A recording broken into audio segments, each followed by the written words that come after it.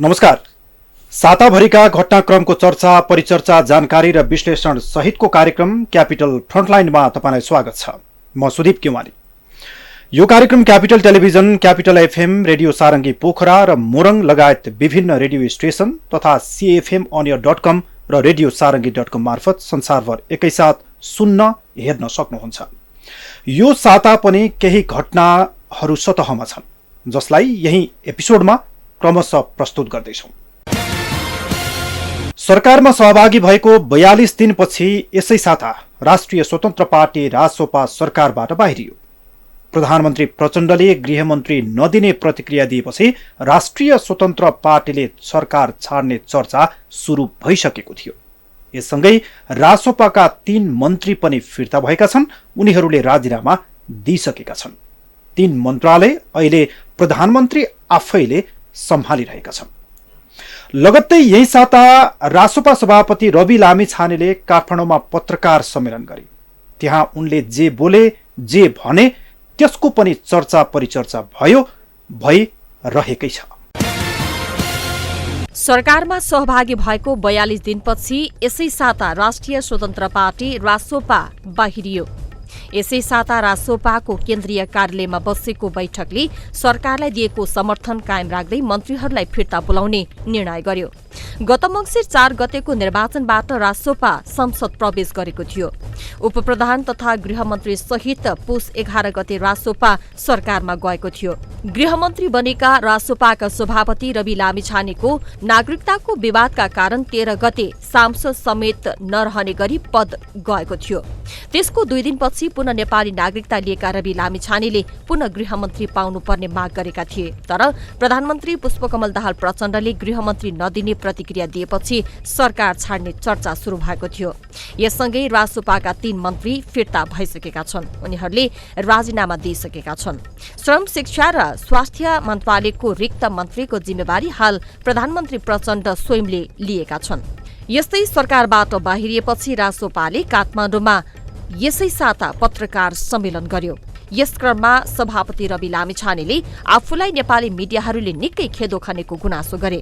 लामिछानेले आफूलाई conflict of इन्ट्रेस्टको आरोप लगाएर मिडिया मालिकहरूले दिनहुँ खेदेको आरोप लगाए। साथै लामिछाने देश मिडियाले चलाउने होइन भन्दै मिडिया मालिक र सम्पादकहरूलाई चुनाव लड्न आउन समेत चुनौती दिन पछि परेनन्। पनि चल्न नदिने निर्णय भएको त यही हो। तर 12 भाइ पत्रकारलाई त यो पत्दैन नि। उनलाई त चक्क बसेर जान खाँदै यसलाई ठोक्ने होइन त भनेर देखाउनुहोस्। तिनले ठोकेर नेपाल राजनीति सधैँ ठोकिने। खेपी ओली डराउलान्, कान्तिपुरले ठोक्ला, अन्नपूर्णले ठोक्ला, अनलाइन खबरले सिद्ध्याउला, सेतो पार्टीले, रातो पार्टीले। Not me. तपाईँहरूलाई गलत मान्छेमा हातमा पर्नुभयो। मसँग चल्दैन। मसँग त्यो खेल, त्यो धन्दा केही पनि चल्दैन। इमानका साथ आएको छु। गरेको गल्ती कमजोरी त्यति हो। आफ्नो देशमा फर्केर आएको थिएँ, सबैले त्यही गर्थे। आज एनआरएनहरूको यहाँ जग्गा के गरेर लाने? अब जुन निर्णय भएको छ, यहाँ जग्गा छ। दाजुभाइ बिचको अंशमा यही कसैको अंश तलमाथि छ भने अब उहाँ नागरिक हुनु भएन। उहाँ अब के गर्ने? सबैले चलेको कुराले म पनि आफ्नो देशमा भएको हुनाले मैले केही प्रक्रियागत त्रुटिहरू गरेँ होला। म त्यसको सजाय भोग्न तयार छु। तर त्यसका आधारमा टेकेर उल्टाएर नागरिकता पल्टाएर हेर्दा बिहानै नागरिकता, बेलुकै नागरिकता, त्यहाँ नागरिकता, यहाँ नागरिकता, उसको टिभीमा हेऱ्यो भने त्यही अर्गनाइज तरिकाले पेल्दै त्यहाँ सिद्ध्याउने भन्न खोज्नु भएको। मैले त्यसै भएर भनेको म अभिमन्यु होइन। लामिछानेले आम अभ्यास भएकै कारण आफूले नेपाली नागरिकता नत्यागी अमेरिकी नागरिकता लिएको दावी गरे।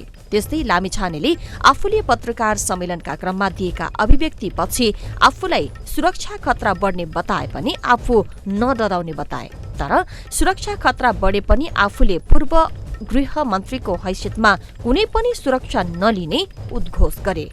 अमित ढकालले के रहेछ भने पिर परेर बिचरा रविन्द्र मिश्रको त राजनीति नि अमित ढकालले रिसाउ लागि भन्ने पिरले उहाँको राजनीति उता गयो। त्यही उहाँ रविन्द्र मिश्र फेरि गाली गर्न थाल्नु। उहाँहरू सबै चिज हारिसकेपछि अनि त्यहाँबाट म यो हुन्छ भनेर अस्ति मलाई उहाँ कराउँदै हुनुहुन्थ्यो। रविन्द्र मिश्रजी गुड्दैको उज्जवल थापाहरूले सानो थियो होला, तर इमानका साथ सुरु गरेको राजनीतिको गाडी अगाडि बढ्दै थियो। त्यो गाडीको चालक म हुन्छु भनेर तपाईँ घुस्रेन आउनुभयो र चल्दैको गाडीबाट तपाईँ हाम फाल्नुभयो। आज विवेकशील साझा लडाइदिनु भयो। अहिले तपाईँ मलाई इमान सिकाउनुहुन्छ टेलिभिजन इन्टरभ्यूमा गएर। तपाईँ त्यहाँ बसेर मलाई सिकाउनुहुन्छ।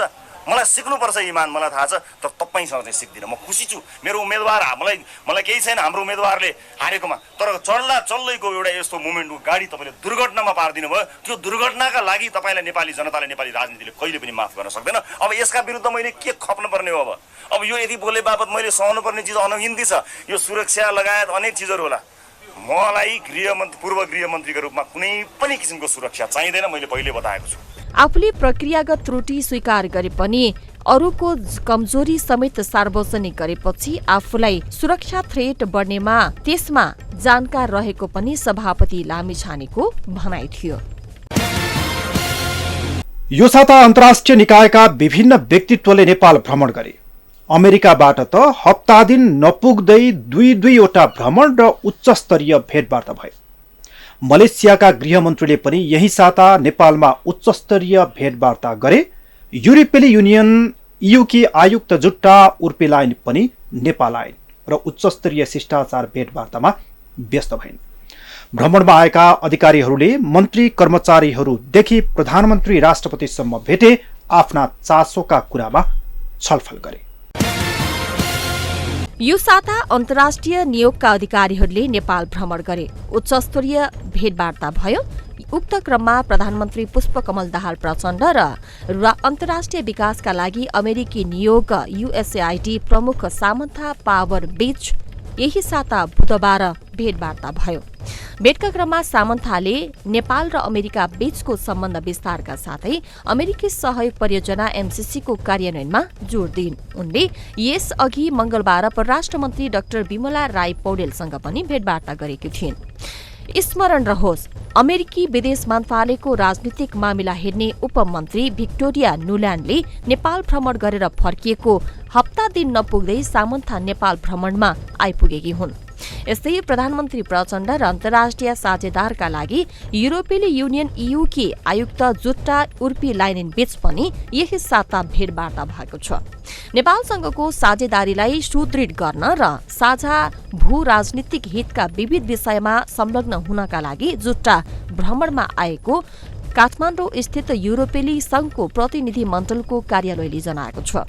युरोपेली संघले आफ्नो ग्लोबल गेटवे रणनीति प्रस्तुत गर्दै साझेदारहरूसँग डिजिटल ऊर्जा र यातायात क्षेत्रमा स्मार्ट, स्वच्छ र सुरक्षित लिङ्क बढाउन तथा स्वास्थ्य, शिक्षा र अनुसन्धान प्रणालीलाई सुदृढ गर्न सकारात्मक रहेको जनाएको छ। आयुक्त जुट्टाले परराष्ट्र मन्त्री डाक्टर विमला राई पौडेलसँग द्विपक्षीय छलफल गर्नका साथै शिक्षा मन्त्रीसँग नेपालको नयाँ शिक्षा क्षेत्र योजनाका लागि 50 मिलियन युरो सहयोगको शुभारम्भ गर्ने कार्यक्रम यसअघि तय भएको थियो। यस्तै उपप्रधान तथा अर्थमन्त्री विष्णु प्रसाद पौडेल र अन्तर्राष्ट्रिय विकासका लागि अमेरिकी नियोग युएसएआइडी की प्रमुख सामन्था पावर बीच पनि यसै साता भेटवार्ता भएको छ। भेटका क्रममा उनले नेपालको अर्थतन्त्र, नेपाल र अमेरिका बीचको सम्बन्ध विस्तारका साथै अमेरिकी सहयोग परियोजना एमसीसी को कार्यान्वयनमा जोड दिएकी थिइन्। यसैबीच सभामुख देवराज घिमिरे र नेपालका लागि चिनिया राजदूत छेन सोङ बीच पनि यसै साता भेटवार्ता भयो। सिंहदरबार स्थित सभामुखको कार्यालयमा भएको भेटवार्तामा उनीहरूबीच द्विपक्षीय मैत्रीपूर्ण सम्बन्ध, संसदीय गतिविधि आदान प्रदान लगायतका विषयमा छलफल भएको संघीय संसद सचिवालयले जनाएको छ। उक्त अवसरमा एक चीन नीतिप्रति नेपाल दृढ रहेको जनाउँदै सभामुख घिमिरेले कोभिड-19 को महामारीमा चीनले स्वास्थ्य सामग्री र खोपका लागि पुर्याएको सहयोगको प्रशंसा गरेका थिए। चिनिया राजदूत सोङले सभामुख घिमिरेको कार्यकालको सफलताका लागि शुभकामना दिँदै चीनको राष्ट्रिय जनकंग्रेस स्थायी समितिका अध्यक्ष ली झान्सुले सभामुख घिमिरेलाई पठाएको शुभकामना सन्देश हस्तान्तरण गरेका थिए। यस्तै मलेसियाले नेपाली श्रमिकलाई स्थानीय श्रमिक सरह सेवा सुविधा दिने प्रतिबद्धता व्यक्त गरेको छ। 3 दिने नेपाल भ्रमणमा रहेका मलेसियन गृहमन्त्री फुद्दिन नासुसन इस्माइलले श्रम, रोजगार तथा सामाजिक सुरक्षा मन्त्री सहितको श्रम मन्त्रालयको टोलीसँग यसै साता भेटवार्ता गर्दै नेपाली श्रमिकलाई ज्यालामा विभेद नगर्ने भन्दै मलेसियाका स्थानीय श्रमिक सरह नै सेवा सुविधा दिने प्रतिबद्धता व्यक्त गरेका हुन्। अहिले 2,85,768 जना नेपालीहरू मलेसियामा कार्यरत रहेका छन्। गत माघ 1 गते पोखरामा 72 जनाको ज्यान जाने गरी भएको जहाज दुर्घटनाको तथ्यको खोजी अहिले भइरहेको छ। दुर्घटना लगत्तै सरकारले दुर्घटना जाँच आयोग गठन गरेको थियो। दुर्घटनामा परेको यति एयरलाइन्सको 9NANC जहाजको फ्लाइट डेटा रेकर्डर र ककपिट भोइस रेकर्डरको विश्लेषण तथा अनुसन्धान गर्ने काम सम्पन्न भएको छ। आयोगको अन्तिम प्रतिवेदन आउन त बाँकी नै छ, केही समय पनि लाग्ला, तर फ्लाइट डाटा रेकर्डर र ककपिट भोइस रेकर्डरको विश्लेषण तथा अनुसन्धान गर्ने काम सम्पन्न भइसक्दा केही तथ्यको प्रारम्भिक अनुमान भने गरिएको छ। गत माघ 1 गते पोखरामा दुर्घटनामा परेको यति एयरलाइन्सको NANC जहाजको फ्लाइट डाटा रेकर्डर र ककपिट भोइस रेकर्डरको विश्लेषण तथा अनुसन्धान गर्ने काम सम्पन्न भएको छ। दुर्घटना जाँच आयोगका अनुसार जहाज अवतरण गर्ने क्रममा बेस लेकमा 2 इन्जिनका प्रोपेलरहरू फेदरमा गएको देखिएको छ। एक पाइलटका अनुसार इन्जिनमा प्रोपेलरहरू फेदरमा जाने अवस्था भनेको जहाज अवतरण हुने प्रक्रिया हो। यसबेला इन्जिनको पावर धेरै कम भइसकेको हुन्छ, जसले गर्दा जहाज साबिकको गतिमा उड्न सक्दैन। यो जहाजमा धावन मार्गको सामुन्यबाट बेस लेक इन्जिनको पावर कम हुन गएको देखिन्छ। सोही कारण धावन मार्ग नपुग्दै जहाज दुर्घटनाग्रस्त भएको देखिएको छ। अर्का एक एभिएसन प्राविधिकका अनुसार यस्तो अवस्थामा जहाजलाई अगाडि हुत्याउने सामर्थ्य इन्जिनमा हुँदैन। त्यसबेला जहाज आकाशबाट कुनै गह्रो वस्तु खसे जसरी भुइँमा खस्ने गर्छ। यसरी जहाज दुर्घटनामा परेको आयोगले जनाएको छ। उक्त जहाजका 2 इन्जिनका प्रोपेलर फेदरमा किन गयो भन्ने बारे भने आयोगले प्राविधिक र मानवीय दुवै पक्षबारे थप अनुसन्धान अगाडि बढाएको आयोगका सदस्य सचिव बुद्धिसागर लामिछानेले बताएका छन्। काठमाडौँबाट पोखराका लागि उडेको जहाज पोखरा अन्तर्राष्ट्रिय विमानस्थलको धावन मार्गको पश्चिमतर्फ रनवे 12 बाट अवतरण गर्ने क्रममा दुर्घटनामा परेको थियो। लगत्तै सरकारले दुर्घटना जाँच आयोग गठन गरेको थियो। आयोगले सिंगापुर स्थित ट्रान्सपोर्ट सेफ्टी इन्भेस्टिगेसन ब्युरोमा फ्लाइट डाटा रेकर्डर र ककपिट भोइस रेकर्डर डाटा विश्लेषण गरेको थियो। आयोगका संयोजक हवाई विज्ञ र सदस्य सचिव सिंगापुर गएका थिए। उनीहरू अनुसन्धान र विश्लेषणपछि नेपाल फर्किएका छन्। आयोगले अन्तिम प्रतिवेदन पेश गर्न समय लाग्ने भएकाले हालसम्म प्राप्त सूचना र तथ्याङ्कको विश्लेषण र अनुसन्धानका आधारमा हवाई सुरक्षामा थप सुरक्षा अभिवृद्धि गर्न सिफारिस सहित प्रारम्भिक प्रतिवेदन ल्याउने तयारी समेत गरेको छ। सरकारले पेट्रोलियम पदार्थ अन्वेषणका लागि दैलेखको भैरवी गाउँपालिका 1 जलजलेमा 45 रोपनी जग्गा अधिग्रहण गर्ने भएको छ। यसै साता मन्त्री परिषदको यही सोमबार बसेको बैठकले जग्गा प्राप्तिका लागि स्वीकृति दिने निर्णय गरेको हो। दैलेखमा यसअघि 2076 साल असोजदेखि सुरु गरिएको पेट्रोलियम पदार्थ अन्वेषण तथा उत्खनन अन्तर्गत पहिलो चरणको काम चिनिया प्राविधिक टोलीले यसअघि नै सम्पन्न गरिसकेको छ। सरकारले पेट्रोलियम पदार्थ अन्वेषणका लागि दैलेखको भैरवी गाउँपालिका 1 जलजलेमा 45 रोपनी जग्गा अधिग्रहण गर्ने भएको छ। यसै साता बसेको मन्त्री परिषदको बैठकले जग्गा प्राप्तिका लागि स्वीकृति दिने निर्णय गरेको हो। पेट्रोलियम पदार्थ अन्वेषणका लागि दैलेखको भैरवी गाउँपालिका 1 जलजलेमा 45 रोपनी जग्गा अधिग्रहण गर्ने निर्णय भएको सरकारका प्रवक्ता संचार तथा सूचना प्रविधि मन्त्री रेखा शर्माले बताएका छन्।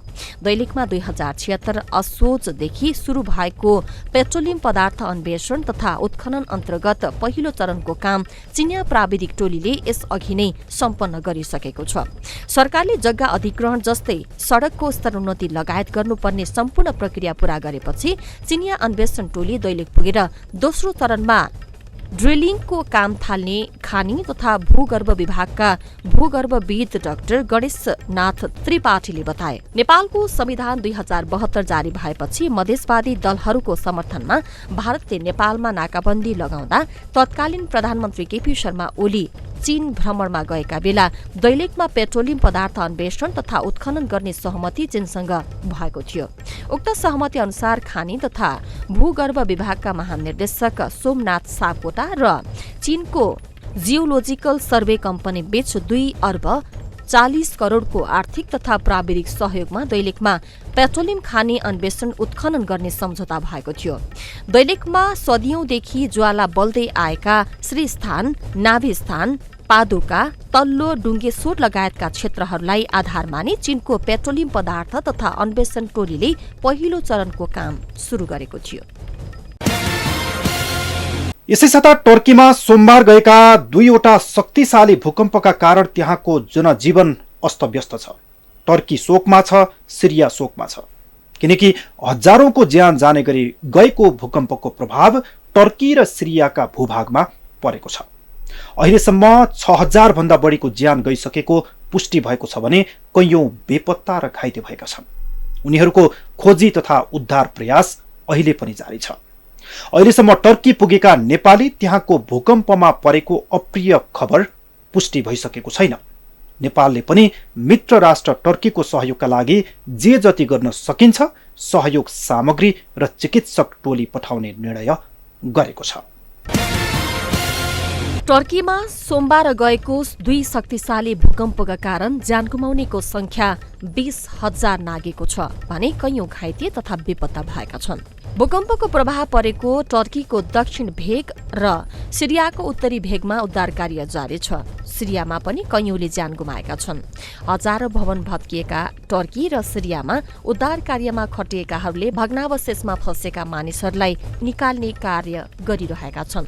युएस जियोलोजिकल सर्वेका अनुसार सोमबार बिहान 4:17 7.8 म्याग्निच्युडको भूकम्प गएको थियो। टर्कीले संकटकाल घोषणा गरिसकेको छ भने अन्तर्राष्ट्रिय सहयोगका लागि अपील गरेको छ। टर्कीको सरकारले अन्तर्राष्ट्रिय सहयोगका लागि आह्वान गरेपछि विभिन्न देशले त्यहाँ सहयोग गरेका छन्। भूकम्पपछि प्राकम्प पनि महसुस गरिएका थिए। यस्तै टर्कीमा तेस्रो बाटो प्रयोग गरी जाने भएकाले कति नेपाली त्यहाँ छन् भन्ने यकिन विवरण कसैसँग छैन। घरेलु कामदारमा भने म्यान पावर व्यवसायले श्रम स्वीकृति लिई पठाइरहेका छन्। टर्की मामिला हेर्ने पाकिस्तान स्थित नेपाली दूतावासले टर्कीमा रहेका नेपालीको सूचना लिइरहेको जनाएको छ। दूतावासका अनुसार नेपालीको अप्रिय खबर आएको छैन। टर्की स्थित गैरावासीय नेपाली संघका महासचिव विनोद पौडेलका अनुसार भूकम्प प्रभावित क्षेत्रमा 14 विद्यार्थी, 4 जना घरेलु कामदार सम्पर्कमा छन्। उनीहरू भूकम्प अघि साथीहरूसँग सम्पर्कमा थिए। सम्पर्कमा आएका अन्य नेपाली भने अहिलेसम्म सबै सुरक्षित रहेको खबरमा उल्लेख छ। यस्तै भूकम्प प्रभावित देश टर्कीमा नेपालले राहत सामग्री र स्वास्थ्य सामग्री पठाउने भएको छ। बुधबार दिउँसो प्रधानमन्त्री तथा मन्त्री परिषदको कार्यालयमा बसेको राष्ट्रिय विपद जोखिम न्यूनीकरण तथा व्यवस्थापन राष्ट्रिय परिषदको बैठकले टर्कीमा अत्यावश्यक सामग्री र स्वास्थ्य सामग्री पठाउने निर्णय गरेको हो। बैठकमा प्रधानमन्त्री पुष्पकमल दाहाल प्रचण्डले टर्की नेपालको असल मित्र राष्ट्र भएकाले नेपालका तर्फबाट सम्भव हुने सबै सहयोग गर्ने बताएका थिए। बैठकले आवश्यक तयारी गरेर छिटोभन्दा छिटो मेडिकल टोली, मेडिकल सामग्री, लजिस्टिक सामग्री र टर्कीको वातावरणसँग मिल्ने खाद्य सामग्री पठाउने निर्णय गरेको प्रधानमन्त्रीको सचिवालयले जनाएको छ। भूकम्प आफैमा विपत्ति हो। यसको पीडा सायदै सबैले महसुस गर्न सक्छन्। हामीहरूले त केही वर्ष अघि विक्रमसम्म 2072 सालमा ठूलो भूकम्पको क्षति र त्यसको पीडा भोगिसकेका छौं, महसुस गरिसकेका छौं।